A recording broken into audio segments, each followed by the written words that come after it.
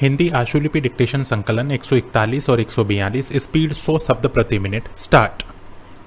आदरणीय महोदय, स्वतंत्रता प्राप्ति के बाद से समितियों के महत्व में दोनों प्रकार से अभिवृद्धि हुई है, जहां तक मैं समझता हूं समितियां अपने पहले ज्यादा अधिकार संपन्न नहीं हुआ करती थी, उनके प्रतिवेदन मात्र अनुशंसात्मक हुआ करते थे।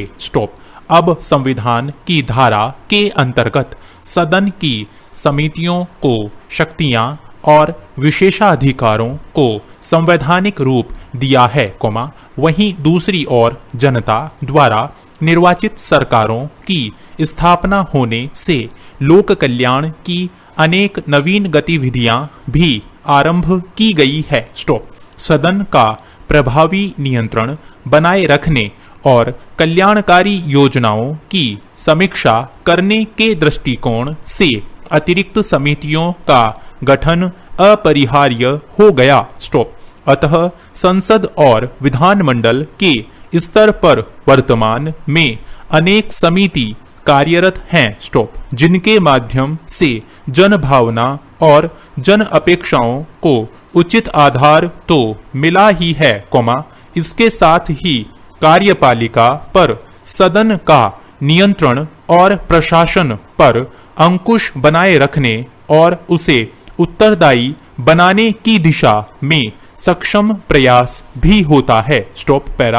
प्राय समितियां विभिन्न राजनीतिक दलों के सदस्यों को सम्मिलित कर गठित की जाती है, जिससे उनमें एक सशक्त सामूहिक भावना पैदा होती है, जिसके कारण सदस्य दलगत भावना से ऊपर उठकर प्रश्नों के ऊपर गुण दोष के आधार पर निष्पक्ष रूप से विचार करते हैं। समितियों से जुड़े होने के कारण सदस्यों को विभिन्न विषयों में विशेषज्ञता भी प्राप्त होती है। यदि संबंधित विभाग ने उपलब्ध साधनों का उपयोग करके जो कार्य किया है, उसकी जांच समिति अच्छी तरह से कर सकती है। इसके अलावा संसदीय समितियां महत्वपूर्ण विषयों पर चर्चा के लिए सदन का समय बचाती हैं और सदन को विषयों की व्यापकता में जाने से रोकती हैं, जिससे वह नीतियों और महत्वपूर्ण सिद्धांतों के विषयों पर नियंत्रण रख सके। इस व्यवस्था को कैसे सफल बनाया जाए? प्रश्नवाचक। इसके लिए हमें किन बातों पर ध्यान देना चाहिए? ये प्रश्न ऐसे हैं जिस पर हर व्यक्ति के अपने विचार हो सकते हैं, लेकिन एक बात सर्वमान्य है कि लगन, निष्ठा के बिना यह काम नहीं हो सकता। इनके गठन से ऐसे लोग भी सतर्क रहते हैं जिन्होंने कभी कोई लापरवाही की हो, बेईमानी की हो, सार्वजनिक धन का दुरुपयोग किया हो अथवा समिति को वांछित जानकारी का दस्तावेज देने में विलंब किया हो, वे जानते हैं कि हमने यह कार्य किया तो समिति जनता के सामने उनका भांडा फोड़ देगी। समिति व्यवस्था से एक और तो संसदीय उत्तरदायित्व की अवधारणा पुष्ट होती है, तो दूसरी ओर इससे सदन के पीछे बैठे सदस्यों की उदासीनता और सदन में बार बार अव्यवस्था पैदा होने की समस्याएं भी कुछ हद तक दूर हो जाती हैं। इससे पीछे बैठने वाले सदस्यों में कार्यवाही के प्रति सक्रिय रूप से भाग लेने की इच्छा पैदा होती है। ये सदस्यों को संबंधित विषयों पर गहन अध्ययन के अवसर प्रदान करती है।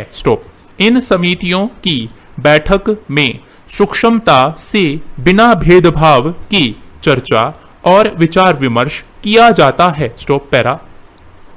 चुनाव के समय भारतीय मतदाताओं के बारे में यह मान लिया जाता है कि वे वोट देते समय अपने हानि लाभ के बारे में, आसपास हुए विकास के बारे में, मिलने वाली मूलभूत सुविधाओं के बारे में, संतुलित ढंग से सोच करके वोट देंगे। स्टॉप।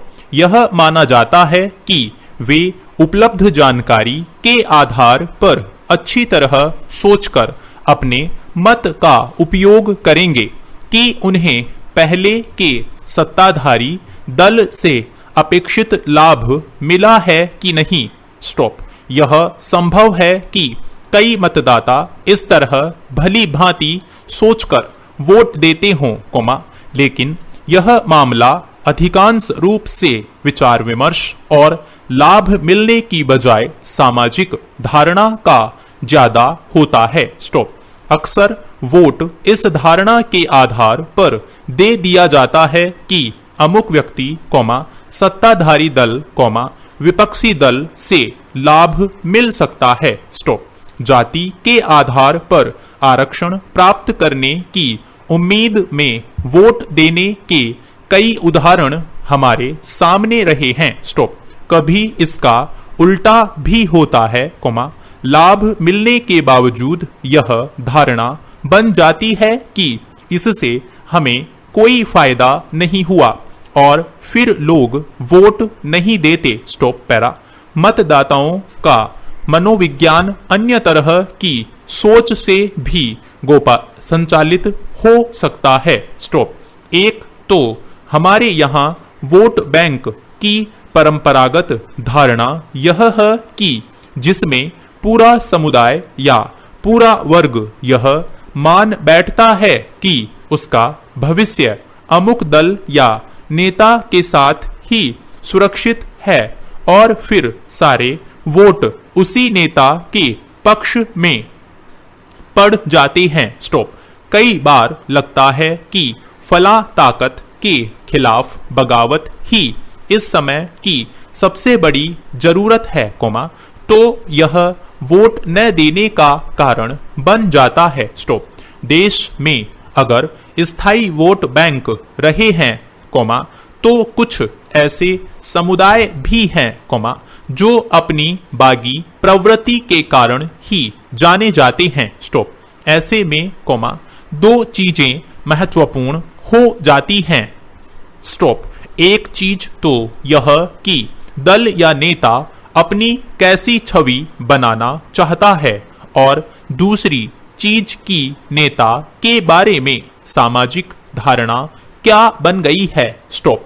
यह भी माना जाता है कि मौजूदा व्यवस्था में जिन लोगों ने अधिक लाभ पाया है, वे उस व्यवस्था को बनाए रखने के लिए ही वोट देंगे। स्टॉप। शासन दल भी यही सोचता है कि लोग उनके विकास कार्यों और लोक लुभावन कदमों से खुश होकर उसे फिर से चुन लिया जाएगा। स्टॉप।